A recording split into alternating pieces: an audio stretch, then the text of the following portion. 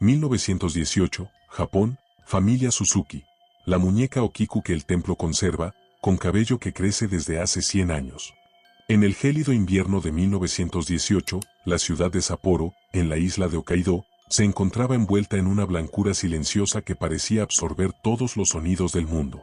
Las calles empedradas de madera crujían bajo el peso de la nieve acumulada, mientras las casas tradicionales japonesas se alzaban como sombras oscuras contra el paisaje inmaculado. Era una época de profundos cambios para Japón. El emperador Taisho gobernaba una nación que se debatía entre sus tradiciones milenarias y la inevitable modernización occidental que llegaba desde los puertos. En el distrito de CHQ, donde las familias de comerciantes prósperos habían construido sus hogares siguiendo los principios del Feng Shui tradicional, se alzaba la residencia de la familia Suzuki. Una casa de 2 plantas con techos curvos característicos, rodeada por un pequeño jardín que en primavera florecía con cerezo sakura, pero que ahora yacía dormido bajo un manto de nieve que alcanzaba las ventanas del primer piso. Los registros del templo Mannenji, conservados meticulosamente durante más de un siglo, describen a los Suzuki como una familia devota y respetada en la comunidad, conocida por su generosidad hacia los monjes budistas y su estricto respeto por las tradiciones ancestrales. Eikichi Suzuki, el patriarca de 35 años, trabajaba como comerciante de sedas en el próspero mercado de Susukino. Los documentos comerciales de la época, archivados en los registros municipales de Sapporo, lo describen como un hombre meticuloso y honrado, que había heredado el negocio familiar y lo había expandido aprovechando las nuevas rutas comerciales que conectaban Hokkaido con el resto de Japón. Su esposa, Kikuko, de 28 años, era conocida en el barrio por su habilidad excepcional en el arte del ikebana y por confeccionar las muñecas tradicionales más hermosas de todo el distrito. Las actas del registro civil de Sapporo documentan que la pareja había contraído matrimonio en 1914, siguiendo todas las ceremonias tradicionales sintoístas en el santuario local de Hokkaido Jingu. La familia Suzuki parecía bendecida por los kami, los espíritus protectores de la tradición sintoísta.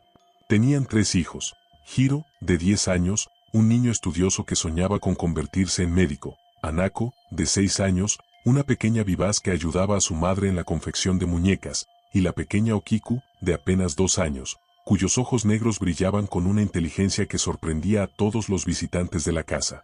Los registros escolares del distrito, conservados en los archivos municipales, muestran que Hiro era un estudiante ejemplar, mientras que las anotaciones del templo local describen a Hanako como una niña especialmente dotada para las ceremonias religiosas tradicionales. Pero si hay algo que los documentos oficiales no pueden capturar, algo que solo se preserva en las memorias familiares y en los susurros de los ancianos del barrio, es la atmósfera de aquella casa durante el invierno de 1918. Los vecinos que aún vivían décadas después contarían a los investigadores del templo Mannenji que había algo especial en la pequeña Okiku, algo que iba más allá de su encantadora sonrisa o de sus primeras palabras pronunciadas con esa claridad inusual para una niña de su edad. Era la manera en que parecía comunicarse con las muñecas de su madre.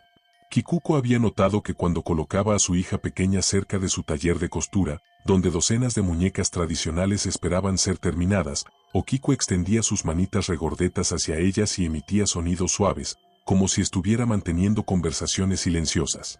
Los monjes del templo Mannenji, cuando visitaban la casa para las bendiciones estacionales, observaron este comportamiento con una mezcla de asombro y respeto.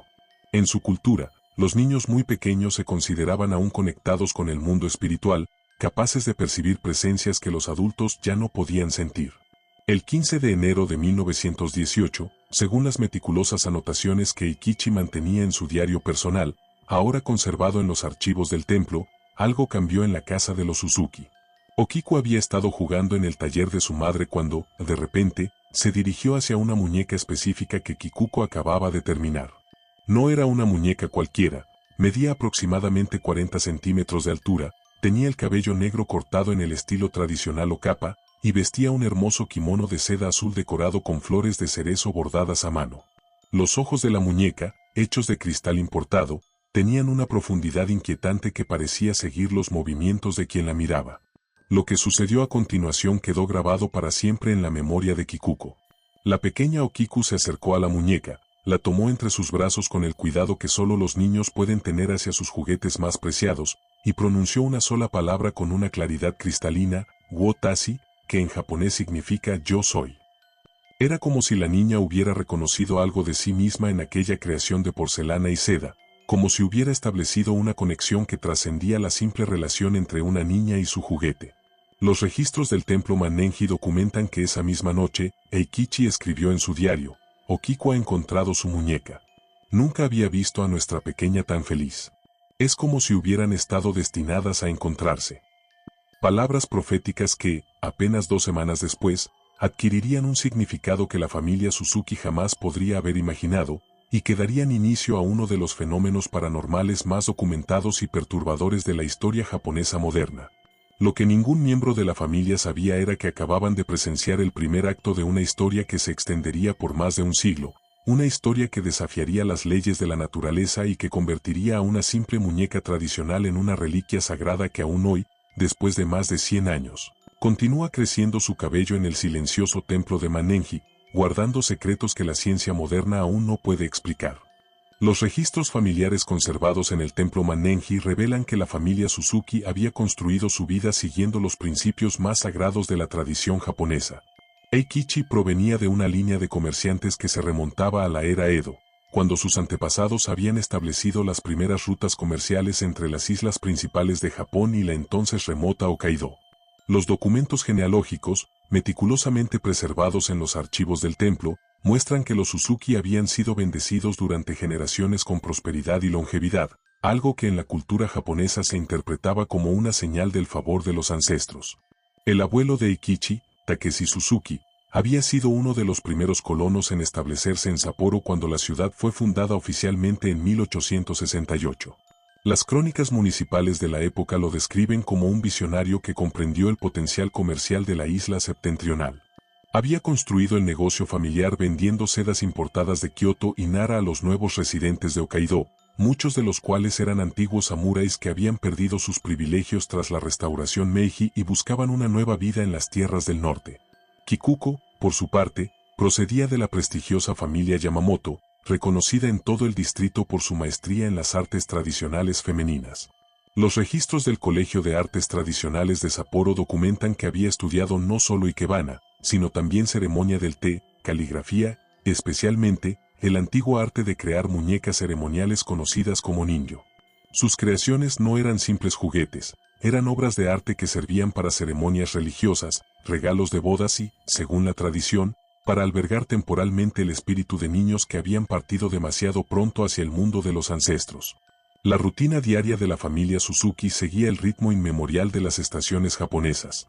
Eikichi partía cada mañana al amanecer hacia su tienda en el mercado de Susukino, donde los comerciantes se reunían desde la época del shogunato para intercambiar mercancías llegadas de todo el imperio. Los registros comerciales de 1918, conservados en la Cámara de Comercio de Sapporo, muestran que su negocio había crecido considerablemente durante la Primera Guerra Mundial, cuando la demanda de sedas japonesas había aumentado en los mercados occidentales debido a la interrupción de las rutas comerciales europeas. Mientras tanto, Kikuko dedicaba sus mañanas a las tareas domésticas siguiendo el código de conducta femenino tradicional, pero las tardes las consagraba a su arte. En una pequeña habitación orientada hacia el sur, donde la luz natural iluminaba su trabajo, creaba sus muñecas con una dedicación que rayaba en lo espiritual. Los testimonios de sus vecinas, recogidos décadas después por los investigadores del templo, describen cómo Kikuko parecía entrar en un estado de meditación profunda mientras trabajaba, como si cada puntada, cada detalle del rostro de porcelana, cada pliegue del kimono diminuto fuera una oración silenciosa. Los niños Suzuki crecían en este ambiente de disciplina y belleza tradicional. Hiro, el mayor, asistía a la escuela primaria local donde destacaba especialmente en matemáticas y ciencias naturales. Los registros académicos muestran que había expresado su deseo de estudiar medicina occidental, una ambición que su padre apoyaba plenamente, comprendiendo que el futuro de Japón dependía de combinar la sabiduría ancestral con el conocimiento moderno. Hanako, por su parte, mostraba un talento excepcional para imitar las habilidades artísticas de su madre. A los 6 años ya era capaz de realizar arreglos florales simples y había comenzado a aprender los movimientos básicos de la ceremonia del té. Pero era la pequeña Okiku quien había capturado de manera especial el corazón de toda la familia.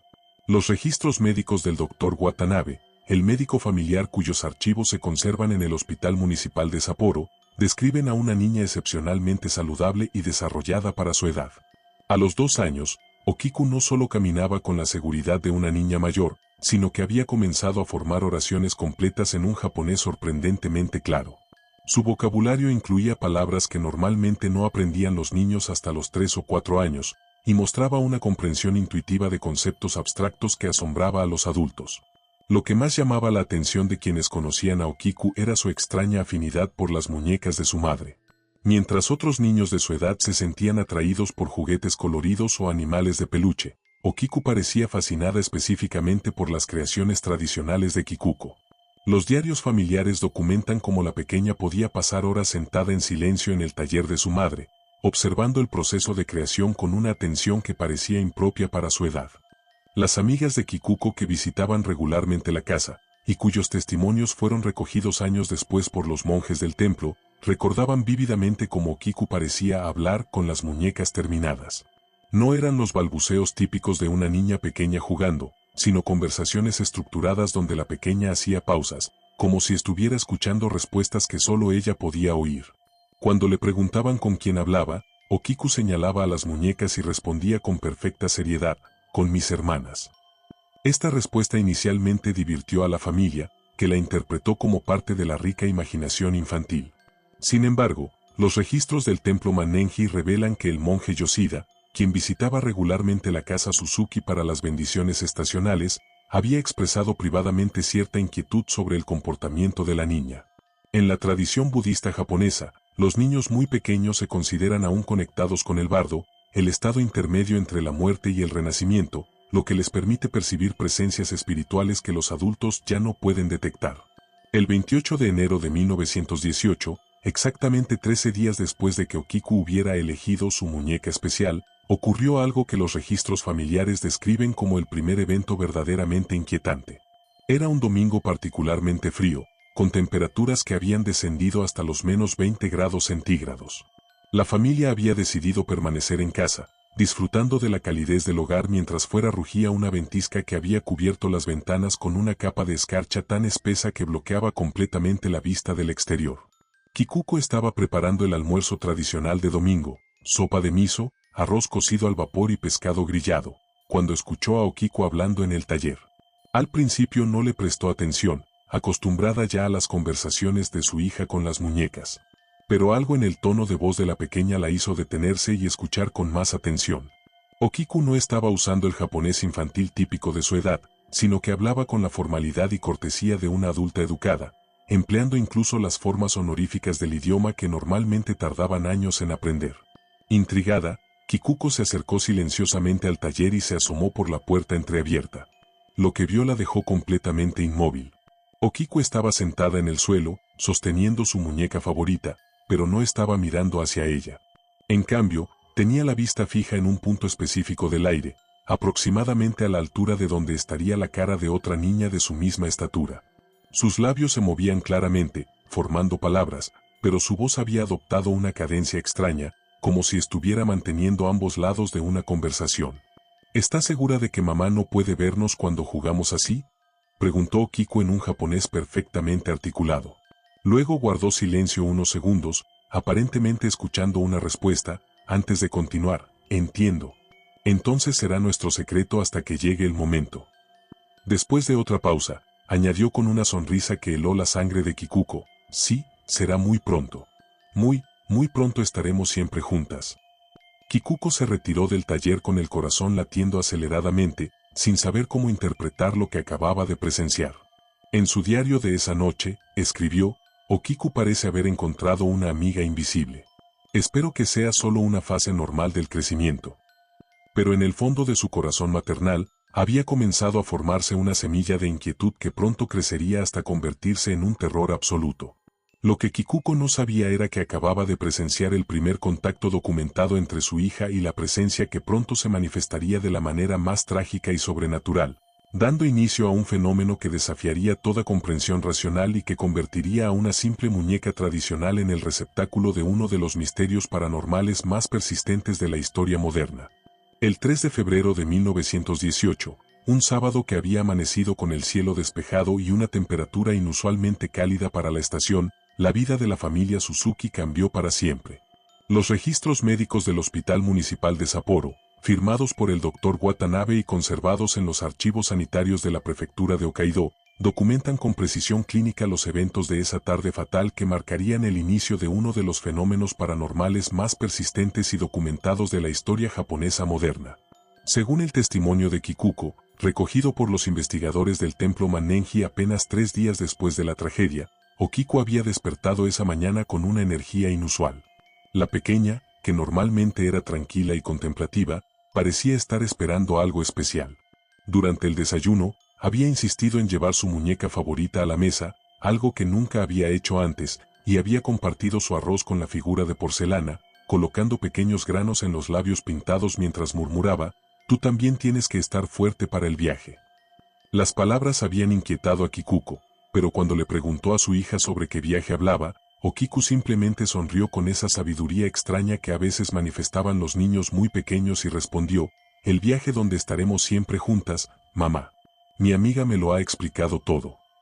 Eikichi, que estaba preparándose para ir al trabajo, había atribuido las palabras a la imaginación infantil y había besado la frente de su hija antes de partir hacia el mercado, sin saber que sería la última vez que vería a Okiku con vida. Esa tarde, mientras Hanako ayudaba a su madre en la cocina y Hiro estudiaba en su habitación, Okiku había pedido permiso para jugar en el jardín trasero de la casa.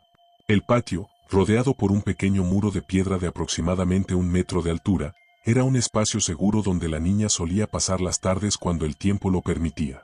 Kikuko había accedido, contenta de que su hija quisiera disfrutar del aire fresco después de tantos días encerrada por el mal tiempo invernal. Los registros policiales del inspector Ayase, conservados en los archivos del Departamento de Policía de Sapporo, reconstruyen minuciosamente lo que sucedió durante los siguientes 30 minutos.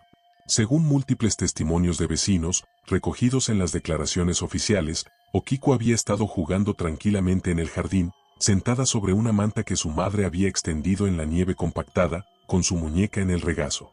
Los testimonios coinciden en que la niña parecía estar manteniendo una conversación animada, gesticulando y riendo como si estuviera acompañada por otra persona.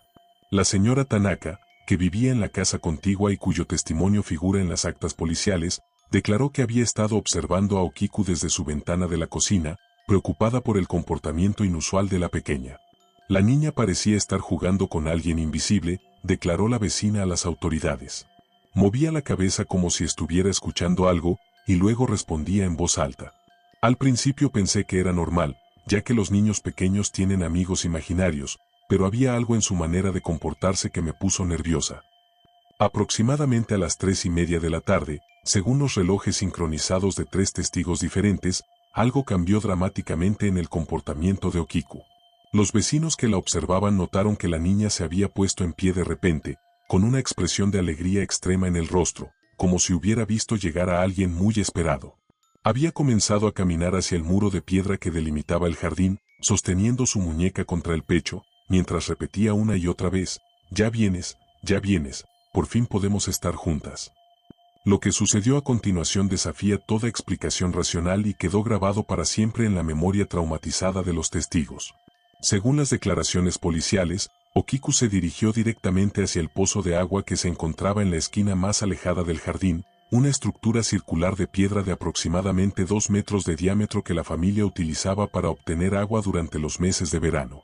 En invierno, el pozo permanecía cubierto con una pesada tapa de madera para evitar accidentes, pero esa tarde, inexplicablemente, la cubierta había sido retirada. El señor Yamamoto, un carpintero que trabajaba en la casa vecina y cuyo testimonio es crucial en el expediente policial, declaró haber visto algo que aún le costaba creer décadas después. La niña caminó hacia el pozo como si alguien la estuviera guiando, testimonió bajo juramento. Pero lo más extraño era que parecía estar hablando con alguien que caminaba a su lado. Movía la cabeza para mirar hacia arriba, como si esa persona fuera más alta que ella, y sonreía como si estuviera recibiendo las instrucciones más maravillosas del mundo. Los registros médicos documentan que Okiku cayó al pozo aproximadamente a las 3:45 de la tarde. El agua, que durante el invierno alcanzaba una temperatura de apenas 2 grados centígrados, provocó un shock térmico inmediato. A pesar de que los gritos desesperados de Kikuko alertaron inmediatamente a los vecinos, y de que el señor Yamamoto y otros 2 hombres lograron extraer a la niña del agua en menos de 5 minutos, los esfuerzos de reanimación resultaron infructuosos. El doctor Watanabe, que llegó al lugar en cuestión de minutos, certificó la muerte por ahogamiento e hipotermia a las 4:15 de la tarde. Pero lo que convertiría esta tragedia familiar en el inicio de un fenómeno paranormal sin precedentes fue lo que los investigadores encontraron cuando examinaron la escena del accidente. Los registros policiales documentan varios elementos que resultaron imposibles de explicar de manera racional. En primer lugar, la pesada tapa de madera del pozo, que según Eikichi había asegurado personalmente apenas 2 días antes, había sido no solo retirada sino colocada cuidadosamente a un lado, como si alguien hubiera preparado deliberadamente la trampa mortal. Más inquietante aún era el estado en que encontraron la muñeca favorita de Okiku. Según las fotografías policiales conservadas en los archivos, la figura de porcelana había sido hallada perfectamente seca y limpia sobre el borde del pozo, a pesar de que múltiples testigos habían visto a la niña sosteniéndola contra su pecho cuando cayó al agua. El inspector Ayasi escribió en su informe: es imposible que la muñeca haya permanecido seca si la víctima la llevaba consigo al caer. Sin embargo, no hay evidencias de que alguien la haya colocado allí después del accidente. Los análisis forenses de la época, aunque limitados por la tecnología disponible, revelaron otro detalle perturbador que quedó registrado en los archivos oficiales. Las huellas en la nieve alrededor del pozo mostraban únicamente las pisadas de Okiku dirigiéndose hacia el borde, pero no había marcas de lucha, resbalones o indicios de que la niña hubiera tratado de agarrarse a algo para evitar la caída. Era como si simplemente hubiera caminado hacia el agua con total determinación y se hubiera dejado caer. El funeral de Okiku se celebró 5 días después en el templo Mannenji, siguiendo las tradiciones budistas más estrictas.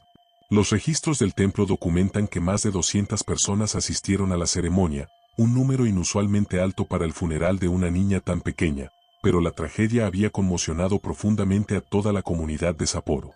El monje principal, Yoshida, quien había conocido a Okiku en vida, escribió en los archivos del templo que durante toda la ceremonia tuvo la extraña sensación de que la niña seguía presente en algún sentido, como si su espíritu no hubiera completado aún su transición hacia el mundo de los ancestros. Fue durante la ceremonia fúnebre cuando ocurrió el primer fenómeno paranormal oficialmente documentado. Según los testimonios de múltiples asistentes, recogidos por los monjes del templo en las horas posteriores al funeral, algo inexplicable sucedió cuando el cuerpo de Okiku fue colocado en la pira funeraria tradicional. En el momento exacto en que las llamas comenzaron a elevarse, la muñeca favorita de la niña, que había sido colocada junto al féretro según la costumbre japonesa de enterrar a los niños pequeños con sus posesiones más preciadas, emitió un sonido que helaba la sangre. No era el crujido típico de la porcelana expuesta al calor intenso, sino algo que los testigos describieron como un gemido suave y prolongado, similar al llanto de una niña pequeña. El sonido duró aproximadamente 10 segundos y fue audible para todas las personas presentes, incluyendo a los monjes que oficiaban la ceremonia. Los registros del templo documentan que el monje Yoshida interrumpió momentáneamente las oraciones, visiblemente perturbado por lo que había escuchado. Pero el fenómeno más inquietante estaba aún por manifestarse. 3 días después del funeral, el 8 de febrero de 1918, Kikuko notó algo que la dejó completamente desconcertada. La muñeca de Okiku, que había sido rescatada de las cenizas de la pira funeraria como una reliquia familiar, una práctica común cuando los objetos de porcelana sobrevivían al fuego, había comenzado a mostrar un cambio sutil pero inequívoco. El cabello negro de la muñeca, que antes llegaba exactamente hasta los hombros en el estilo o capa tradicional, ahora parecía ligeramente más largo. Inicialmente, Kikuko atribuyó la diferencia a su imaginación alterada por el dolor, pero cuando midió cuidadosamente el cabello con una regla de costura, sus sospechas se confirmaron.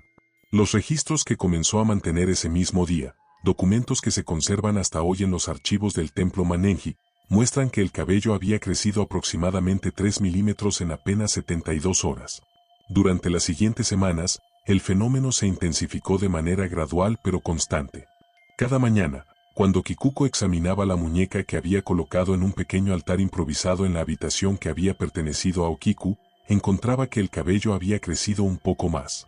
No era un crecimiento dramático, apenas 1 o 2 milímetros por día, pero era medible, consistente y completamente imposible según todas las leyes de la física conocidas. Los vecinos que habían comenzado a visitar a la familia Suzuki para ofrecer sus condolencias pronto se enteraron del extraño fenómeno. La señora Tanaka, que había sido testigo del accidente, examinó personalmente la muñeca en varias ocasiones y confirmó el crecimiento del cabello en sus propias declaraciones, conservadas en los archivos del templo. Al principio pensé que la señora Suzuki estaba imaginando cosas debido al dolor, testimonió años después. Pero cuando vi la muñeca por mí misma, no pude negar la evidencia. El cabello estaba definitivamente creciendo. A medida que la noticia del fenómeno se extendía por el vecindario, comenzaron a llegar visitantes curiosos de otras partes de Sapporo. Los registros del templo Mannenji documentan que durante el mes de marzo de 1918, más de 50 personas diferentes examinaron la muñeca y confirmaron el crecimiento del cabello. Entre estos testigos se encontraban médicos, profesores universitarios, artesanos especializados en muñecas e incluso un ingeniero occidental que trabajaba para el gobierno japonés. Todos llegaron a la misma conclusión: el fenómeno era real, medible y completamente inexplicable. Sin embargo, el aspecto más perturbador del fenómeno no era simplemente el crecimiento del cabello, sino la manera en que éste parecía responder a factores externos de una forma que sugería algún tipo de conciencia o intención. Los meticulosos registros de Kikuko muestran que el cabello crecía más rápidamente durante ciertos periodos, especialmente durante las noches de luna nueva, en los aniversarios de fechas importantes para Okiku, y cuando miembros de la familia expresaban emociones intensas cerca de la muñeca. Más inquietante aún era lo que sucedía cuando alguien intentaba cortar el cabello que había crecido. Los experimentos realizados por el Dr. Watanabe, documentados en sus registros médicos personales, mostraron que cualquier cabello cortado de la muñeca se desintegraba completamente en cuestión de horas, convirtiéndose en un polvo fino que desaparecía sin dejar rastro.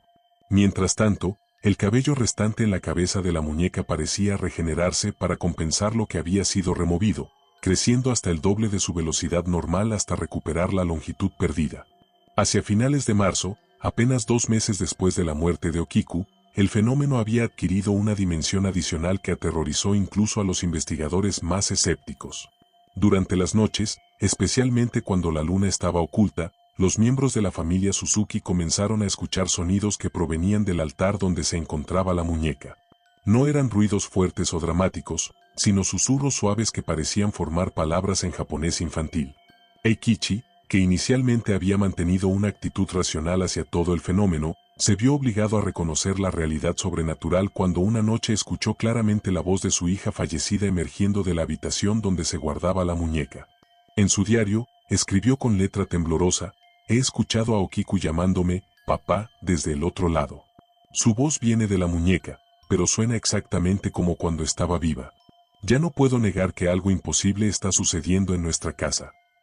Los registros del templo Mannenji documentan que fue en este momento cuando la familia Suzuki tomó la decisión que cambiaría para siempre el destino de la muñeca de Okiku. Incapaces de lidiar con los fenómenos paranormales que se intensificaban cada día, y convencidos de que el espíritu de su hija había elegido residir en la figura de porcelana, decidieron confiar la muñeca al cuidado de los monjes budistas, esperando que las oraciones y rituales sagrados pudieran proporcionar paz tanto a su hija fallecida como a la familia que quedaba atrás. Lo que no sabían era que al entregar la muñeca al templo, estaban iniciando una tradición de custodia espiritual que se extendería por más de un siglo, convirtiendo a la pequeña figura en una de las reliquias paranormales más vigiladas y documentadas del mundo moderno. El 15 de abril de 1918, exactamente 71 días después de la muerte de Okiku, la muñeca llegó oficialmente al templo Mannenji en una ceremonia que quedaría registrada en los anales más secretos de la institución budista. Los archivos del templo, escritos con la caligrafía meticulosa del monje principal Yoshida, documentan que la entrega se realizó durante las primeras horas del amanecer, cuando la bruma matutina aún envolvía los edificios sagrados y el silencio era interrumpido únicamente por el canto lejano de los pájaros que anunciaban la llegada de la primavera a Hokkaido. La decisión de aceptar la custodia de la muñeca no había sido tomada a la ligera por la comunidad monástica. Según los registros internos del templo, los monjes habían debatido durante semanas sobre la conveniencia de albergar un objeto que claramente manifestaba fenómenos paranormales activos. La tradición budista japonesa reconocía la existencia de espíritus que podían quedar atados al mundo material a través de objetos personales, especialmente cuando la muerte había sido traumática o prematura, pero raramente estos casos involucraban manifestaciones tan evidentes y persistentes. El monje Yoshida había consultado los textos sagrados más antiguos del templo, incluyendo manuscritos del siglo XII que describían rituales específicos para lidiar con espíritus inquietos. Los documentos revelan que encontró referencias a casos similares en la historia del budismo japonés, pero ninguno había involucrado a un niño tan pequeño ni había mostrado fenómenos tan consistentes y medibles. Después de profundas meditaciones y consultas con otros templos de la región, Yoshida llegó a la conclusión de que rechazar la custodia de la muñeca sería abandonar el espíritu de una niña inocente a un destino incierto. Los primeros días de la muñeca en el templo transcurrieron de manera relativamente tranquila. Los monjes habían preparado un pequeño altar en una sala lateral del edificio principal, decorado con flores frescas, incienso y ofrendas de arroz que renovaban diariamente según las tradiciones dedicadas a los espíritus de niños fallecidos. La muñeca fue colocada en posición sedente, con las manos cuidadosamente plegadas sobre el regazo, mientras los monjes recitaban sutras específicos para ayudar a las almas jóvenes en su transición hacia el mundo siguiente. Sin embargo, los registros del templo documentan que durante la primera semana de custodia, el fenómeno del crecimiento del cabello no solo continuó sino que se intensificó de manera notable. Las mediciones diarias realizadas por el monje Tanaka, quien había sido designado como custodio principal de la reliquia, mostraron que el cabello estaba creciendo a un ritmo de aproximadamente 5 milímetros por día, más del doble de la velocidad registrada en casa de la familia Suzuki. Más perturbador aún era el hecho de que el cabello parecía responder a los rituales realizados en el templo. Durante las ceremonias matutinas, cuando los monjes recitaban sutras específicos para los espíritus infantiles, el crecimiento se aceleraba visiblemente. Los registros muestran mediciones tomadas antes y después de cada sesión de oraciones, documentando incrementos de hasta 8 milímetros en una sola hora durante los rituales más intensos.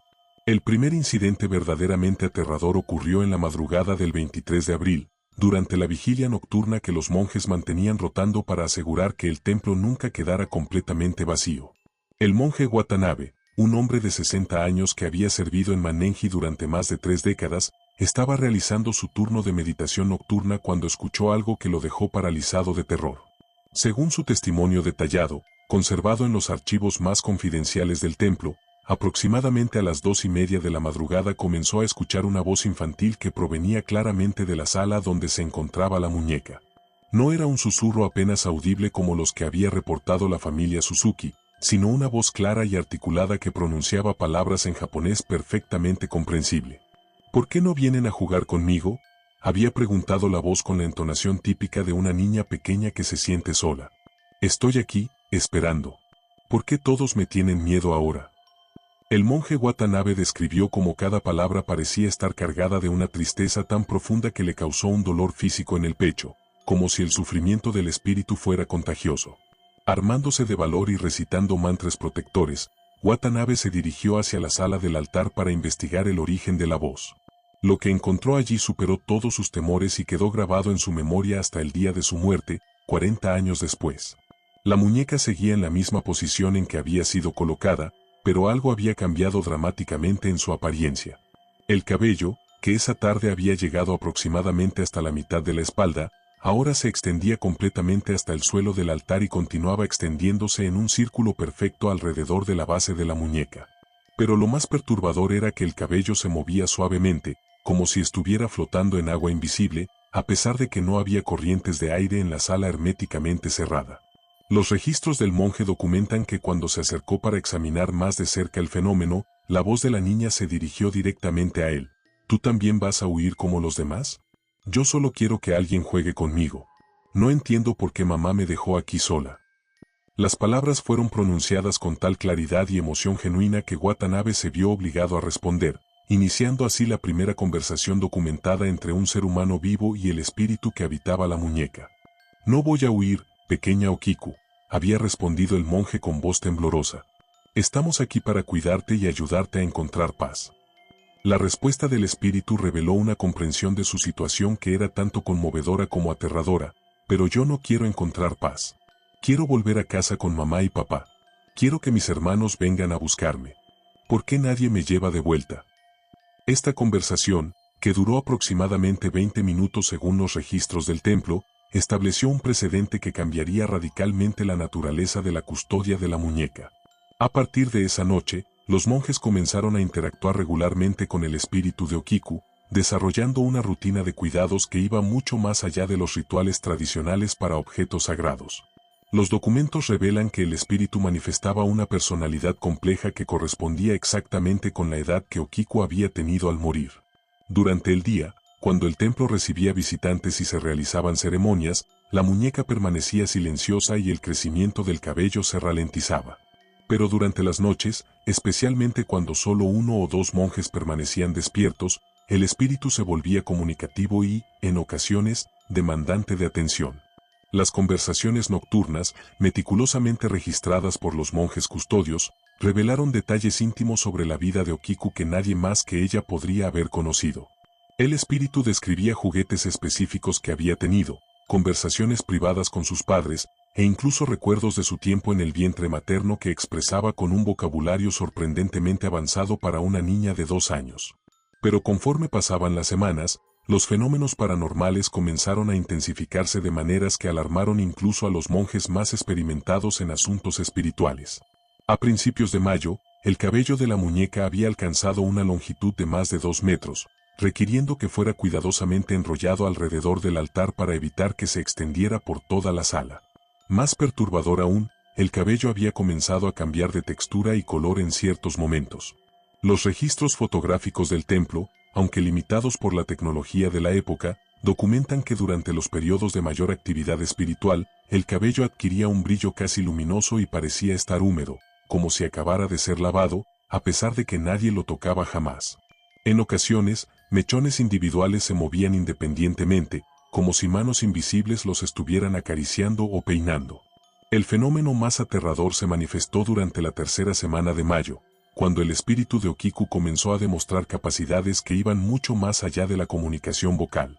Los monjes reportaron que objetos en la sala del altar comenzaron a moverse por sí solos, flores frescas aparecían marchitas en cuestión de minutos, las velas se encendían espontáneamente durante la noche, y los cuencos de arroz ofrecidos al espíritu aparecían vacíos cada mañana, como si alguien hubiera consumido su contenido. El monje Yoshida documentó en sus registros personales un incidente particularmente perturbador que ocurrió el 25 de mayo. Durante las oraciones vespertinas, mientras recitaba sutras para el descanso de las almas inquietas, observó que la muñeca había comenzado a llorar. No eran lágrimas reales, por supuesto, sino gotas de un líquido claro que se formaban en los ojos de porcelana y rodaban por las mejillas pintadas, dejando rastros húmedos que desaparecían misteriosamente después de algunos minutos. El espíritu de esta niña está experimentando un sufrimiento que va más allá de nuestra comprensión, escribió Yoshida en su diario. No es malévola, pero su dolor es tan intenso que está alterando las leyes naturales que gobiernan la frontera entre nuestro mundo y el siguiente. Temo que si no encontramos una manera de ayudarla a encontrar paz, los fenómenos continuarán intensificándose indefinidamente. Esta predicción resultó ser profética. Durante el mes de junio, los fenómenos paranormales alcanzaron un nivel que obligó a los monjes a restringir el acceso público al templo. El cabello de la muñeca había comenzado a crecer tan rápidamente que requería ser medido y documentado cada pocas horas. Los registros muestran tasas de crecimiento de hasta 20 centímetros en un solo día, un ritmo que desafiaba completamente las leyes de la biología. Más alarmante aún era el hecho de que el espíritu había comenzado a manifestar conocimientos que una niña de 2 años no podría haber poseído. Durante las conversaciones nocturnas, Okiku comenzó a hablar sobre eventos que habían ocurrido en el templo décadas antes de su nacimiento, describía con precisión históricas ceremonias antiguas que solo estaban documentadas en textos sagrados que ella nunca había visto, y revelaba secretos sobre las vidas personales de los monjes que nadie más conocía. El punto de inflexión llegó durante la primera semana de julio, cuando llegó al templo una delegación de investigadores de la Universidad Imperial de Tokio, atraídos por los reportes de los fenómenos paranormales que habían comenzado a circular en los círculos académicos japoneses. El equipo estaba liderado por el Dr. Hiroshi Nakamura, un especialista en folclore japonés, y el Dr. James Richardson, un antropólogo británico que había estado estudiando las manifestaciones espirituales en Asia Oriental. Los registros de la investigación, conservados tanto en los archivos del templo como en los de la Universidad Imperial, documentan que los científicos establecieron un protocolo riguroso para documentar y medir los fenómenos asociados con la muñeca. Instalaron equipos de medición rudimentarios pero precisos para la época, incluyendo balanzas sensibles, instrumentos de medición fotográfica, y dispositivos para registrar cambios de temperatura y humedad en la sala del altar. Los resultados de la investigación científica fueron tan perturbadores que obligaron a replantear completamente la comprensión académica de los fenómenos paranormales. Durante las 2 semanas que duró el estudio, los investigadores documentaron crecimiento de cabello medible y fotografiable, variaciones inexplicables en la temperatura ambiente que seguían patrones relacionados con la actividad del espíritu, y registraron grabaciones de audio que capturaron claramente la voz de una niña pequeña emergiendo de la dirección de la muñeca. El Dr. Richardson escribió en su informe final: los fenómenos observados en el templo Manenji desafían toda explicación científica disponible en el estado actual del conocimiento humano. Hemos aplicado todos los métodos de verificación y control disponibles, y no hemos encontrado evidencia de fraude, alucinación colectiva, o causas naturales que puedan explicar lo que hemos presenciado. Nos vemos obligados a concluir que estamos ante un fenómeno genuinamente paranormal de una magnitud sin precedentes en la literatura científica. Sin embargo, el aspecto más inquietante de la investigación no fueron los fenómenos medibles, sino el impacto psicológico que la presencia del espíritu tuvo sobre los investigadores. Los registros médicos del Dr. Sato, el médico personal que acompañaba a la expedición, documentan que todos los miembros del equipo científico experimentaron pesadillas recurrentes durante su estancia en el templo, sueños en los que una niña pequeña les pedía desesperadamente que la llevaran de vuelta a casa con su familia. Más perturbador aún, varios investigadores reportaron que después de interactuar directamente con la muñeca, comenzaron a experimentar visiones durante las horas de vigilia, apariciones de una niña pequeña vestida con un kimono azul que aparecía en los perímetros de su visión, siempre con una expresión de súplica silenciosa en el rostro. Estas visiones persistieron durante semanas después de que los investigadores abandonaran el templo, y en algunos casos continuaron por el resto de sus vidas. El Dr. Nakamura, quien había pasado más tiempo que cualquier otro investigador interactuando directamente con el espíritu, desarrolló lo que sus colegas describieron como una obsesión con el caso. Los registros de la universidad muestran que dedicó el resto de su carrera académica a estudiar fenómenos similares, pero nunca encontró otro caso que se aproximara siquiera a la intensidad y consistencia de las manifestaciones de Okiku. Hacia finales de julio, la situación en el templo había alcanzado un punto crítico que obligó a los monjes a tomar medidas drásticas. Los fenómenos paranormales se habían intensificado hasta el punto de interferir con las actividades religiosas normales del templo.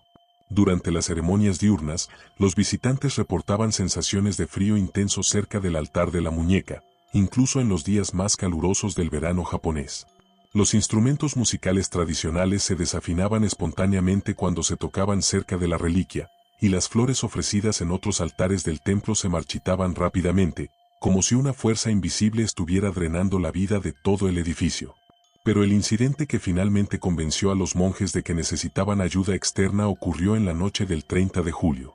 El monje Tanaka, quien había mantenido la custodia principal de la muñeca durante meses, experimentó lo que los registros del templo describen como una manifestación de intensidad sobrenatural que superó todos los fenómenos anteriores. Según su testimonio detallado, aproximadamente a la medianoche había sido despertado por el sonido de una niña llorando con una intensidad desgarradora. Cuando se dirigió hacia la sala del altar, encontró que la muñeca había cambiado completamente de posición. Ya no estaba sentada en posición de meditación, sino que yacía de costado, con los brazos extendidos como si estuviera buscando desesperadamente algo que no podía alcanzar. El cabello, que ahora medía más de 3 metros de longitud, se había extendido por toda la sala como una red viviente, moviéndose con ondulaciones que recordaban a serpientes o tentáculos.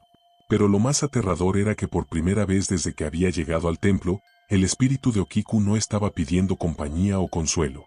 En cambio, su voz había adquirido un tono de desesperación que trascendía la comunicación normal y se convertía en algo más primitivo y urgente.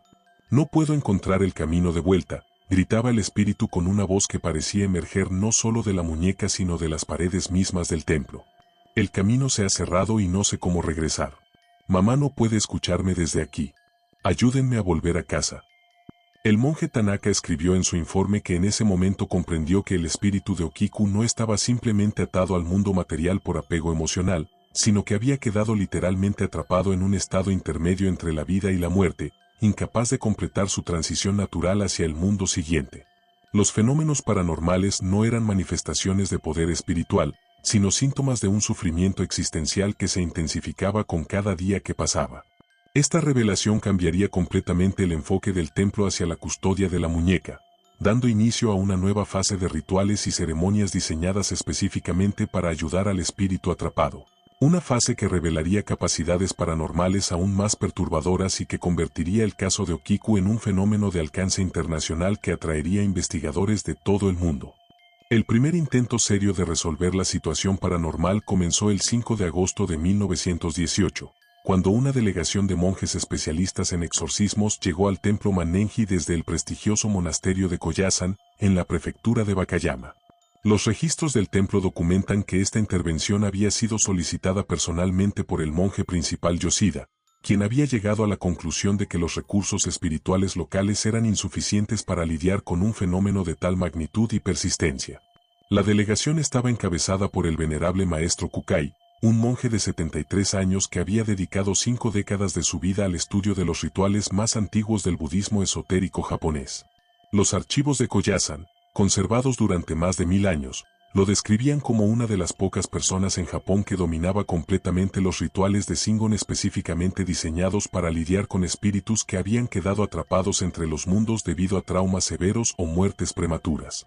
Acompañaban al maestro Kukai otros 6 monjes especializados, cada uno experto en aspectos específicos del budismo esotérico, rituales de purificación, recitación de mantras protectores, preparación de mandalas sagrados y ceremonias de transición para almas inquietas. Los registros del templo documentan que habían traído consigo textos sagrados que databan del siglo IX, así como instrumentos rituales bendecidos que se habían utilizado en exorcismos exitosos durante siglos. El análisis inicial que realizó el maestro Kukai de la situación fue documentado meticulosamente en sus escritos personales, que se conservan en los archivos secretos de Koyasan. Después de pasar 3 días observando los fenómenos paranormales y manteniendo conversaciones extensas con el espíritu de Okiku, llegó a conclusiones que perturbaron incluso a los monjes más experimentados de su delegación. Este no es un caso típico de espíritu inquieto, escribió Kukai en su diario. La niña no está atada al mundo material por emociones negativas como venganza, ira o miedo.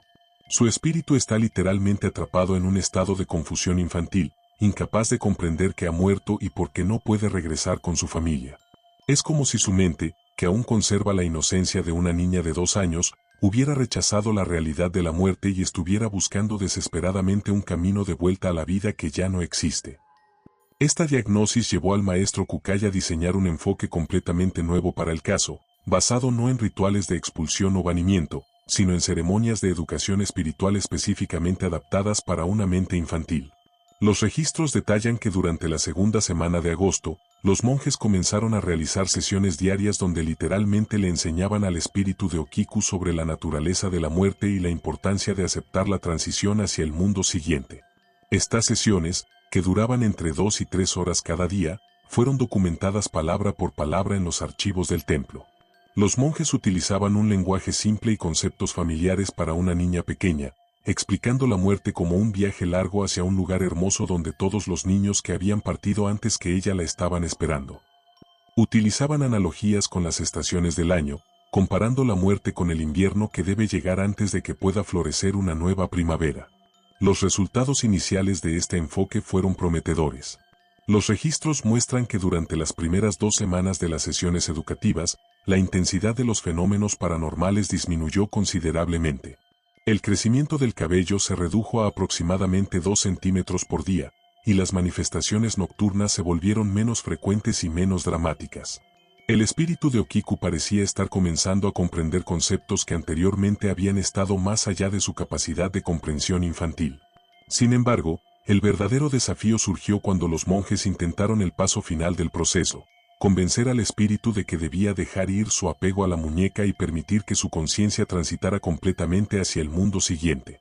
Los registros documentan que cuando el maestro Kukai explicó gentilmente a Okiku que tendría que decir adiós a su cuerpo especial para poder reunirse con otros niños en el mundo espiritual, la reacción del espíritu fue de pánico absoluto. No, no, no. Había gritado la voz con una intensidad que hizo temblar los vidrios de las ventanas del templo. Si dejo mi cuerpo especial, mamá nunca podrá encontrarme. Ella viene a visitarme aquí. Si me voy, ella pensará que la he abandonado. Esta respuesta reveló la verdadera naturaleza del problema. El espíritu de Okiku no estaba atrapado por confusión sobre la muerte, sino por un amor tan intenso hacia su familia que se negaba a hacer cualquier cosa que pudiera interpretarse como abandonarlos. Los intentos de explicar que su familia eventualmente se reuniría con ella en el mundo espiritual solo intensificaron la resistencia del espíritu. Las manifestaciones paranormales no solo regresaron a su intensidad anterior, sino que se volvieron activamente hostiles por primera vez desde que había comenzado el fenómeno. Durante las noches siguientes, los monjes reportaron que objetos pesados se movían violentamente por el templo, que las llamas de las velas se extinguían súbitamente cuando alguien se acercaba al altar de la muñeca, y que una sensación de frío sobrenatural se extendía por todo el edificio cada vez que se mencionaba la posibilidad de que Okiku abandonara la muñeca. Enfrentado con el fracaso de su enfoque inicial, el maestro Kukai decidió consultar textos aún más antiguos y esotéricos.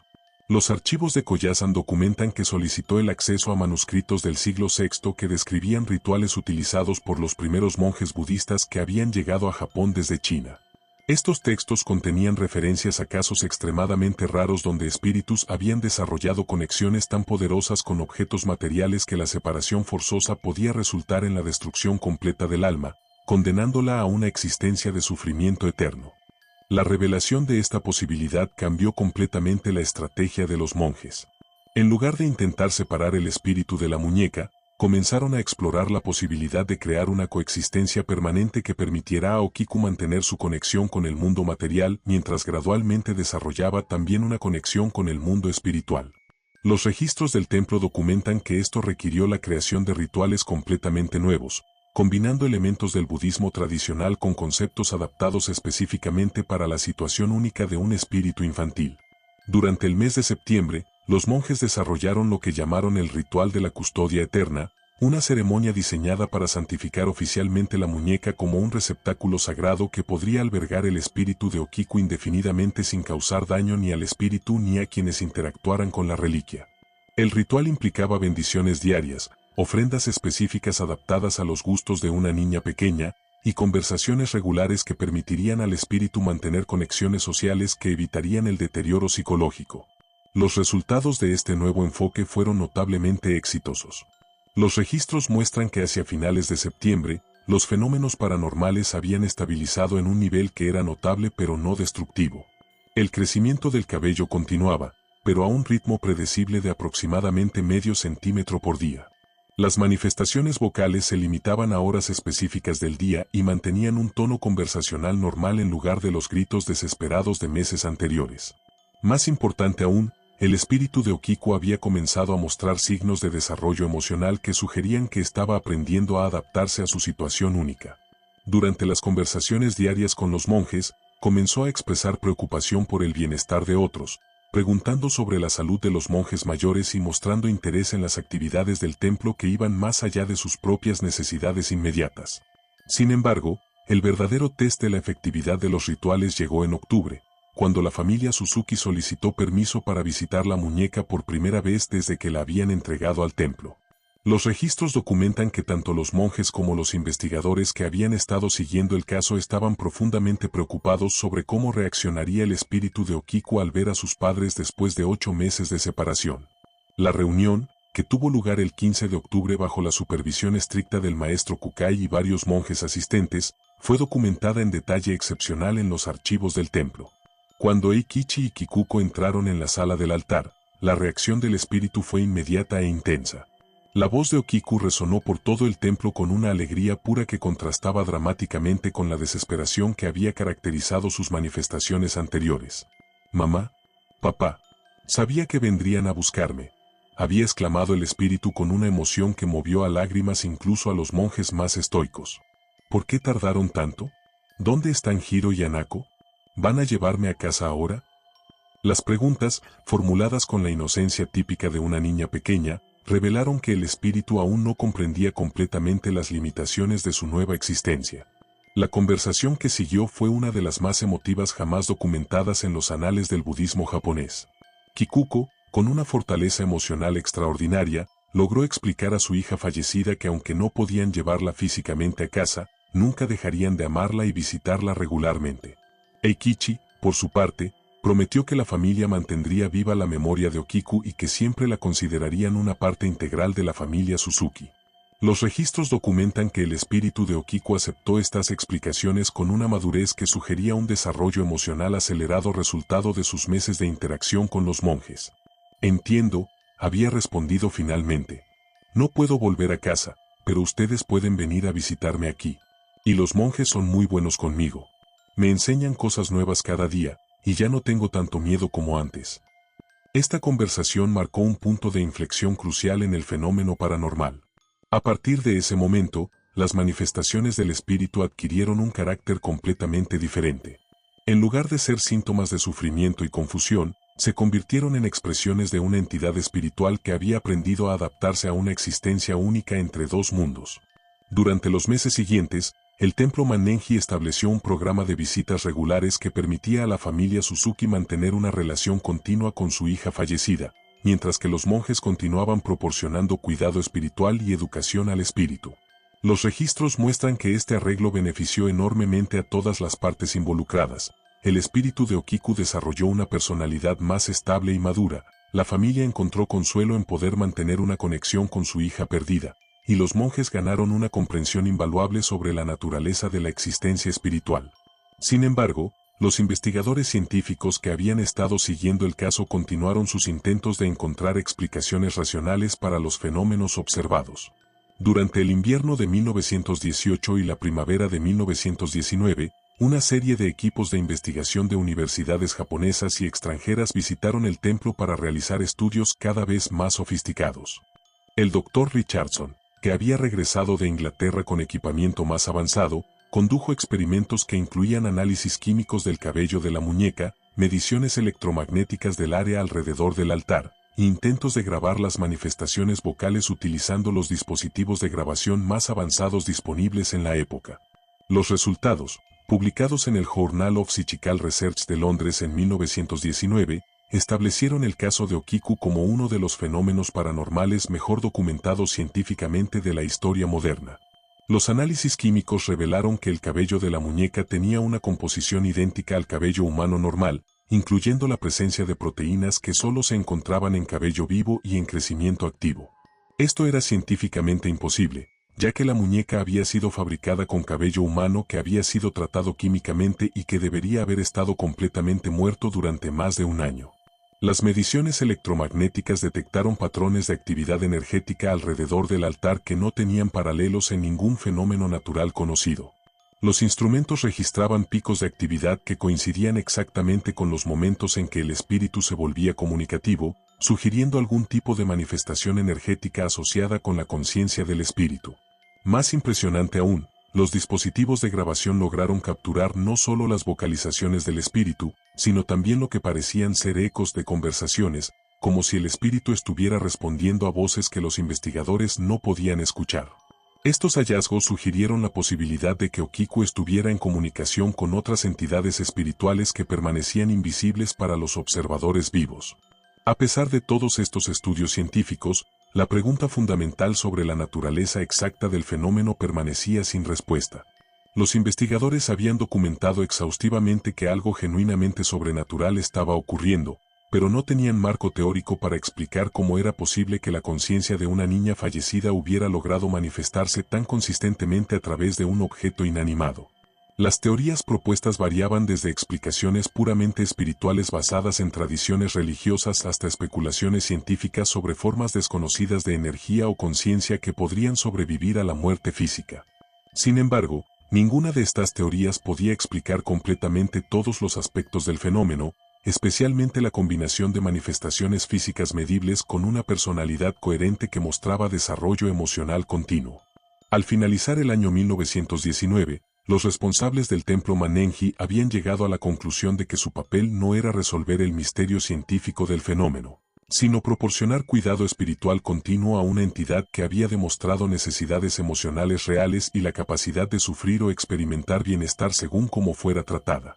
Esta decisión estableció el precedente para lo que se convertiría en más de un siglo de custodia dedicada, transformando un caso de fenómenos paranormales perturbadores en una tradición única de cuidado espiritual que continuaría desafiando la comprensión científica mientras proporcionaba consuelo tanto al espíritu atrapado como a las generaciones de personas que buscarían respuestas en el misterio permanente de la muñeca Okiku. Más de un siglo después de aquella fatídica tarde de febrero de 1918, la muñeca de Okiku continúa residiendo en el templo Mannenji, convertida en una de las reliquias paranormales más vigiladas y documentadas del mundo moderno. Los registros actuales del templo, meticulosamente mantenidos por generaciones sucesivas de monjes custodios, revelan que el fenómeno del crecimiento del cabello no solo ha persistido sino que se ha mantenido con una consistencia que desafía toda explicación científica disponible en el siglo XXI. Los archivos contemporáneos documentan que el cabello de la muñeca debe ser cortado ceremonialmente cada 6 meses para evitar que alcance longitudes que interfieran con su cuidado diario. Cada corte se realiza siguiendo rituales específicos desarrollados durante décadas de experiencia, y el cabello removido se conserva en recipientes sellados que forman parte de los archivos históricos del templo. Los análisis realizados por laboratorios científicos modernos confirman que el cabello mantiene todas las características del cabello humano vivo, incluyendo la presencia de células activas que deberían ser imposibles en una reliquia de más de 100 años de antigüedad. El Dr. Kenji Yamamoto de la Universidad de Tokio, nieto del carpintero que había presenciado la muerte de Okiku, condujo en 2015 el estudio científico más exhaustivo jamás realizado sobre el fenómeno. Utilizando tecnología de análisis de ADN, espectroscopía molecular y técnicas de imagen médica avanzadas, su equipo documentó que el cabello de la muñeca no solo crece sino que lo hace siguiendo patrones biológicos normales, incluyendo ciclos de crecimiento que responden a factores ambientales como la humedad, la temperatura y, más inexplicablemente, la actividad emocional de las personas que interactúan con la reliquia. Hemos aplicado todas las técnicas de análisis disponibles en la ciencia moderna, escribió el Dr. Yamamoto en su informe final. Los resultados son inequívocos. Estamos observando crecimiento biológico activo en un material que debería estar completamente inerte desde hace más de 90 años. No existe marco teórico en la biología, la física o la química que pueda explicar este fenómeno. Nos vemos obligados a concluir que estamos ante algo que trasciende nuestra comprensión actual de las leyes naturales.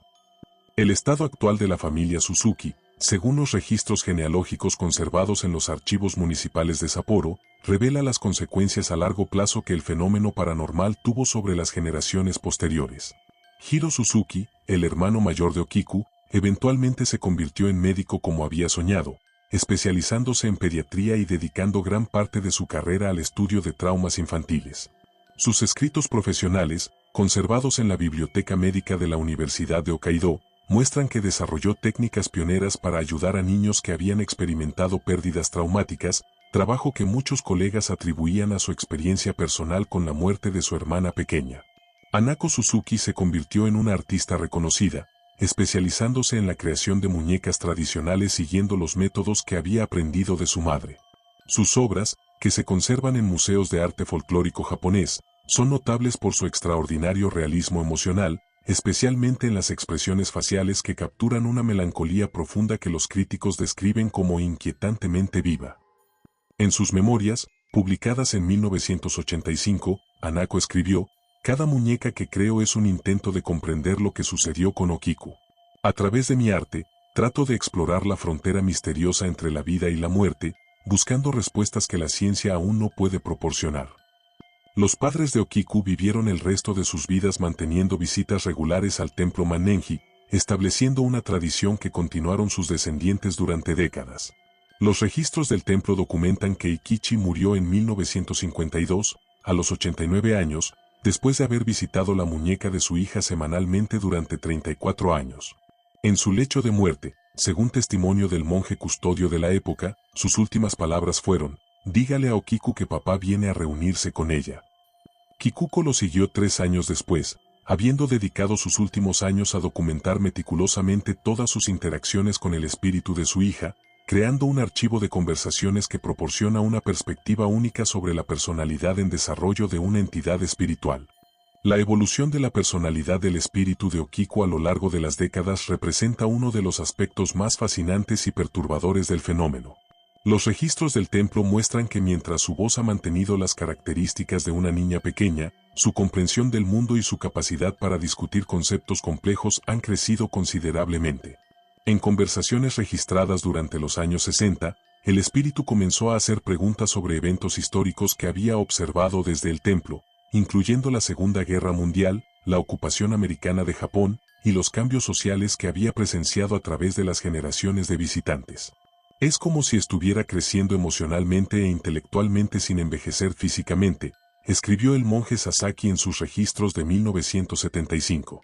Su curiosidad sobre el mundo se ha expandido enormemente, pero su manera de expresarse y su perspectiva emocional siguen siendo las de una niña. Es una combinación que resulta tanto fascinante como profundamente conmovedora. Esta observación ha llevado a debates teológicos y filosóficos sobre la naturaleza del desarrollo espiritual y si las almas continúan evolucionando después de la muerte física. Las teorías académicas sobre el fenómeno de Okiku han evolucionado considerablemente desde las primeras investigaciones de principios del siglo XX. Los archivos de la Universidad de Tokio contienen más de 200 estudios académicos que han intentado explicar el caso desde perspectivas que van desde la parapsicología hasta la física cuántica.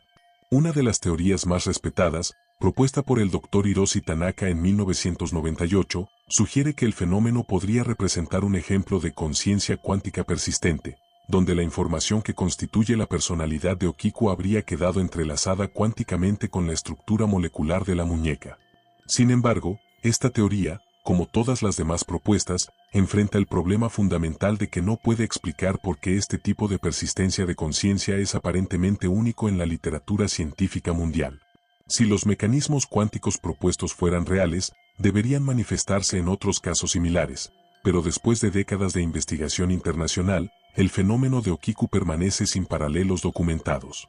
Las teorías espirituales y religiosas han demostrado ser igualmente inadecuadas para proporcionar una explicación completa. Mientras que el budismo japonés tradicional reconoce la posibilidad de que los espíritus queden atados al mundo material, los maestros religiosos admiten que nunca antes habían encontrado un caso donde la persistencia fuera tan prolongada y las manifestaciones tan consistentes. El actual abad del templo Mannenji, maestro Kojima, escribió en 2020, Okiku ha desafiado nuestras comprensiones tradicionales sobre la naturaleza de la muerte y el mundo espiritual.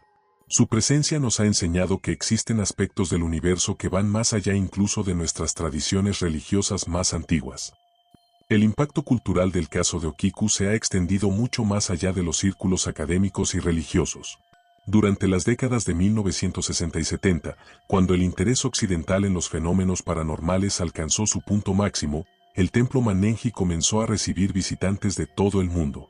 Los registros documentan que investigadores de Estados Unidos, Europa, Australia y otros países asiáticos han peregrinado a Sapporo específicamente para estudiar la muñeca, convirtiendo el caso en un fenómeno de reconocimiento internacional. Esta atención global llevó a la producción de múltiples documentales, libros y estudios académicos que han difundido la historia de Okiku a audiencias mundiales. El documental de la BBC de Okiku Phenomenon, producido en 1985, fue visto por más de 20 millones de personas en todo el mundo y estableció el caso como uno de los misterios paranormales más famosos del siglo XX. Sin embargo, esta fama también trajo desafíos, ya que el templo tuvo que implementar restricciones estrictas para proteger tanto la reliquia como la privacidad necesaria para el cuidado espiritual continuo. Los registros contemporáneos del templo revelan que el fenómeno continúa evolucionando de maneras sutiles pero significativas. Durante la pandemia de 2020, cuando las visitas al templo fueron severamente restringidas, los monjes reportaron que el espíritu de Okiku mostró signos de comprensión sobre la situación global, preguntando sobre el aire enfermo que impedía que las personas vinieran a visitarla. Esta demostración de conciencia sobre eventos contemporáneos sugiere que el espíritu mantiene algún tipo de conexión con el mundo exterior que va más allá de las interacciones directas con visitantes. Más recientemente, los avances en tecnología de grabación han permitido documentar aspectos del fenómeno que anteriormente habían sido imposibles de registrar. Las grabaciones de audio de alta fidelidad realizadas en 2021 capturaron no solo las vocalizaciones del espíritu, sino también lo que parecen ser sonidos ambientales que corresponden a la época de la infancia de Okiku, ruidos de casa tradicional japonesa, sonidos de juguetes de principios del siglo XX. E incluso lo que los analistas de audio han identificado como la voz distante de una mujer adulta llamando Okiku en el dialecto de Hokkaido de 1918. Estos hallazgos han llevado a nuevas teorías sobre la posibilidad de que el espíritu no solo haya persistido en el presente, sino que mantenga conexiones activas con momentos específicos del pasado. El Dr. Sarah Michei de la Universidad de Cambridge, quien lideró el análisis de estas grabaciones, escribió: es como si Okiku existiera simultáneamente en múltiples momentos temporales, capaz de acceder a recuerdos y experiencias que van más allá de su breve vida física. Esto sugiere implicaciones sobre la naturaleza del tiempo y la conciencia que podrían revolucionar nuestro entendimiento de la realidad misma. El aspecto más inquietante de los desarrollos recientes es la creciente evidencia de que el fenómeno podría estar expandiéndose. Los registros del templo documentan que durante los últimos 5 años, otros objetos en las proximidades del altar de Okiku han comenzado a mostrar anomalías menores, flores que permanecen frescas semanas después de haber sido cortadas, instrumentos musicales que ocasionalmente emiten sonidos cuando nadie los está tocando, y cambios de temperatura localizados que no corresponden a las condiciones ambientales del templo. Estos nuevos fenómenos han generado debates entre los custodios del templo sobre si el espíritu de Okiku está desarrollando capacidades expandidas o si su presencia prolongada está alterando de alguna manera la realidad física del espacio que ocupa. El maestro Kojima expresó tanto fascinación como preocupación en sus registros más recientes. Después de más de 100 años, Okiku no muestra signos de debilitamiento o desvanecimiento.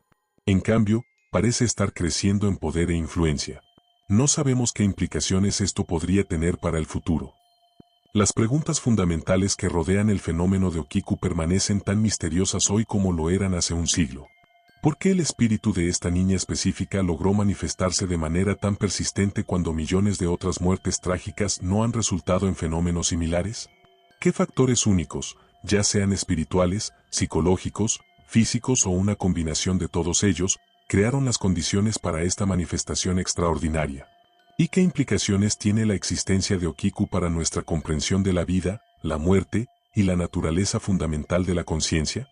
Después de décadas de investigación científica, análisis religioso y documentación meticulosa, estas preguntas permanecen sin respuesta definitiva.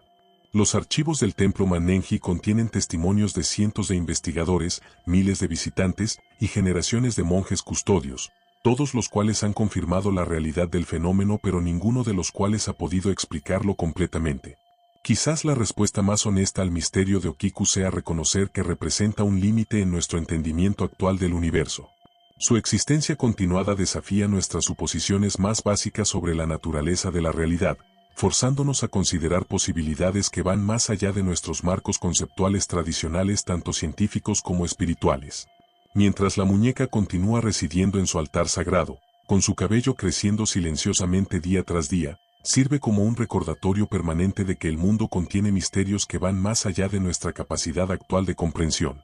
En una época de avances tecnológicos extraordinarios y conocimiento científico en expansión, Okiku permanece como una ventana hacia lo desconocido, un testimonio viviente de que la realidad es más vasta, más extraña y más maravillosa de lo que nuestras mentes finitas pueden abarcar completamente. El legado duradero del fenómeno de Okiku no reside en las respuestas que proporciona, sino en las preguntas que continúa planteando sobre la naturaleza más profunda de la existencia, el amor, la pérdida y los misterios eternos que yacen en el corazón mismo de la experiencia humana.